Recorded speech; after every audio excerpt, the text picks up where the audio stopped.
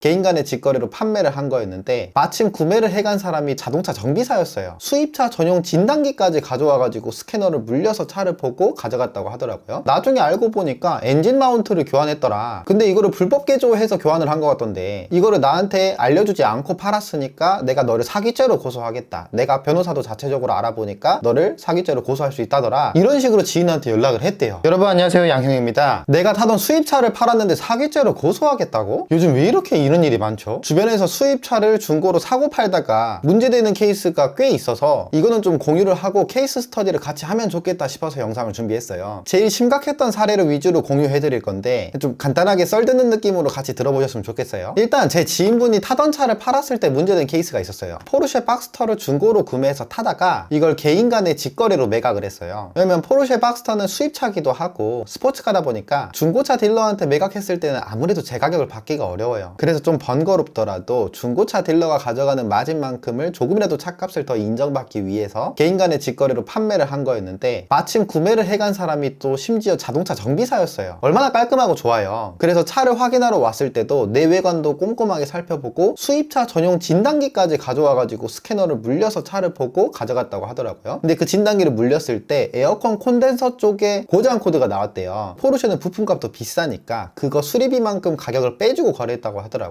정확한 수치는 기억이 안 나는데 몇십만 원 정도 됐던 것 같아요. 그래서 거래가 잘 끝난 줄 알았어요. 근데 한 두세 달쯤 지나서 연락이 온 겁니다. 내가 나중에 알고 보니까 엔진 마운트를 교환했더라. 근데 이거를 불법 개조해서 교환을 한 것 같던데 이거를 나한테 알려주지 않고 팔았으니까 내가 너를 사기죄로 고소하겠다. 내가 변호사도 자체적으로 알아보니까 너를 사기죄로 고소할 수 있다더라. 이런 식으로 지인한테 연락을 했대요. 근데 깜짝 놀란 거죠. 지인은 차를 판지 시간도 꽤 지났고 본인도 중고로 구매해서 그런 사실도 잘 모르고 마운트가 뭔지도 잘 모를 거예요. 근데 주변에 물어볼 데도 없고 하니까 저한테 연락해서 조언을 구한 거죠. 근데 사실 말도 안 돼요. 이 사기라는 게 내가 어떤 명확한 의도를 가지고 내가 이익을 얻기 위해서 남을 속인 거잖아요. 그리고 그게 명확한 증거로 입증이 가능해야 이 죄에 대해서 혐의가 입증이 되는 건데 전혀 아니잖아요. 이거 사실 말도 안 되는 거거든요. 근데 제가 봤을 때는 돈을 받아낼 목적으로 심리적으로 좀 압박해서 수리비 명목으로 돈 좀 받아보려고 연락을 한 것 같아요. 근데 법률적으로도 좀 어려워하고 그냥 괜히 복잡한 일 만들기 싫어가지고 아니면은 덜컥 겁나가지고 그냥 대충 돈 얼마 주고 합의를 하려고 한다. 그런 사람들도 분명히 있을 것 같거든요. 그래서 이번에 영상을 만든 거예요. 왜냐면 그 연락 온 그 내용을 문자로 제가 봤는데 그걸 봤을 때 진짜 엄청 딱딱하고 그리고 합의하자는 제안이 없이 그냥 먼저 사기죄로 고소하겠다고 들이받아버리더라고요. 그래서 이거는 진짜 지저분하기도 하고 속는 사람이 분명히 있겠다 싶어가지고 제가 영상을 준비했습니다. 그리고 정확히 말하면 이 사람이 말하는 뭐 불법 개조 한 차를 나한테 팔았다, 이거 불법 개조도 거짓말이에요. 왜냐면 포르쉐는요 스포츠 플러스나 이런 모드를 눌렀을 때 엔진 마운트가 가변형으로 단단해지고 이렇게 해서 스포츠 드라이빙에 좀 이점을 가져가는 이런 것도 옵션으로 들어가 있거든요. 근데 이거를 중고 포르쉐를 타던 사람들은 이 똑같은 정품 부품으로 교체를 안 해요. 마운트에 문제가 있다고 하더라도. 그런 아까 말했던 뭐 복잡한 그런 가변 제어 기능이 없는 일반 부품으로 교체를 하고 차에도 코딩을 할 수 있거든요. 그 코딩을 해가지고 버튼을 눌러도 가변 이런 거를 제어하지 않게, 그래서 전자적으로 문제가 생기지 않게 세팅을 해서 타는 경우가 포르쉐 스포츠카 중에서는 아주 많고요. 그런 수리를 하는 게 불법이 아니에요. 근데 내가 불법 개조로 너를 고소하겠다, 변호사랑도 상담을 마쳤다, 이렇게 으름장을 놓는 거죠. 아마 그 사람도 변호사 상담도 안 했을 거고 불법 개조가 아니라는 사실도 잘 알고 있을 거예요. 자동차 정비사가 그걸 모를 리가 없어요. 근데 냅다 심리적으로 이렇게 좀 압박을 해가지고 돈을 한번 받아보려는 속셈이었던 것 같아요. 제가 봤을 때는. 그래서 이거는 너무 악의적인 케이스여가지고 흔하지는 않겠지만 혹시라도 이 영상을 보시는 분이나 이 주변 사람들만이라도 이런 악의적인 어떤 압박이나 이런 거에 대해서는 방어를 했으면 좋겠어서 이 케이스를 하나 가져온 거고요. 그리고 내가 중고로 수입차를 구매했을 때도 이런 문제가 생기는 케이스가 있는데 근데 수입차에서만 그래요. 이상하게 중고 국산차에서는 이런 문제가 없는 게 국산차는 부품값이 싸잖아요. 그래서 웬만하면 다 순정 부품으로 문제없이 다 수리를 하거든요. 근데 수입차는 부품값이 비싸니까 수리 자체가 완벽하지 않은 경우도 있고 뭐 온갖 이상한 부품으로 수리하는 경우도 있어서 좀 잘못 샀을 때 다음 차주가 손해보는 케이스가 꽤 있는 것 같아요. 그 중에서도 이제 제일 심각한 케이스인데요. 보험 이력이 아예 없어가지고 그냥 안심하고 차를 구매한 거죠. 이거는 매매상한테 구매하든 개인 간의 직거래를 하든 똑같은 거예요. 보험 이력이 없어가지고 나는 이 차가 수리 이력이 없다고 판단을 해서 구매를 한 건데 보험 처리를 하지 않은 현금 수리를 한 이력이 있는 거죠. 근데 이거는 보통 차주가 시간이 꽤나 지나서야 알 수 있어요. 그러면 정비소에 들어가서 진짜 세세하게 뜯어봐야 알 수 있거든요. 이게 왜 문제가 되냐면요, 수입차는 다들 아시잖아요. 부품값이 비싸서 수리비가 비싸요. 근데 그런 수입차를 어떻게든 조금이라도 저렴하게 수리를 하려고 하면 부품 부품 교체를 최대한 안 하고 원래 있던 부품을 최대한 살리고, 사고로 인해서 외판이 찌그러졌다 하더라도 그 철판댁이나 골격을 최대한 펴야 돼요. 이걸 판금이라고 하거든요. 이 찌그러졌던 철판을 원래 있던 형태대로 펴서 그냥 쓰는 거예요, 도색해가지고. 그리고 어쩔 수 없이 부품 교체를 피할 수 없는 것들은 중고 부품이라도 최대한 구해서 수리를 하는 거죠. 근데 여러분 생각을 해보세요. 이게 사고차냐 아니냐 이런 문제가 아니에요. 사고가 났다 하더라도 그냥 보험 처리 접수를 받고 수리 금액 같은 거 생각을 안 하고 정식센터에 가서 부품 교체를 전체적으로 하고 FM으로 수리를 한 차량, 돈 10만원 20만원이라도 아껴보겠다고 어떻게든 중고 부품을 교하고 막 판금 다 해가지고 그렇게 수리를 한 차량, 어느 쪽이 차량의 컨디션이 더 좋을까요? 답이 그냥 정해져 있다고 생각하거든요, 저는. 그러니까 웬만하면 정식센터나 이런 데서 수리된 차를 가져오는 게 더 낫겠지만, 물론 그마저도 사고 이력이 있으니까 단가를 좀 낮게 잡아야겠죠. 근데 심지어 사고도 있었는데 수리도 어떻게 됐는지도 모르는, 어떤 부품을 썼는지도 모르는 그런 현금 수리된 차를 구매했다, 이거는 좀 추후에 문제 생길 여지가 많은 거죠. 이미 남의 손을 타서 전체적으로 이미 수리를 한번 싹 한 차기 때문에 다음에 실력 있는 정비사가 붙는다고 해도 어디서부터 뭐가 얼마나 잘못됐는지 진단도 하기가 좀 어려워요. 그래서 정말 내가 차를 사와가지고 뭐 수리비를 얼마 썼다 이런 거랑 좀 차원이 다른 얘기거든요. 적어도 이런 보험 이력이 없는 현금 수리차나 이런 것들은 가격이 진짜 엄청 저렴한 게 아니면 피하시는 게 좋거든요. 근데 심지어 그런 차인데도 그런 줄도 모르고 제값을 주고 가져왔다면 그게 제일 이슈인 거죠. 그게 제일 문제예요. 요즘 왜 그러는지 모르겠는데 주변에서 심심치 않게 이런 케이스들을 자꾸 볼 수 있어요. 그래서 영상을 한번 준비해봤습니다. 중고로 수입차를 사고 팔아야 되는 상황이시라면 요즘 이런 일이 있구나 하는 것도 좀 염두에 두고, 이 영상 보시는 분들은 잘 사고 잘 팔았으면 좋겠습니다. 저는 차를 파는 사람이고요. 저 신차 파는 사람이에요. 제 댓글이랑 설명란에 보면은 저한테 문의하실 수 있는 링크랑 연락처가 남겨져 있습니다. 거기로 연락 주시면 영상 속에 있는 저랑 1대1로 대화 나누실 수 있고요. 시청해주셔서 감사합니다.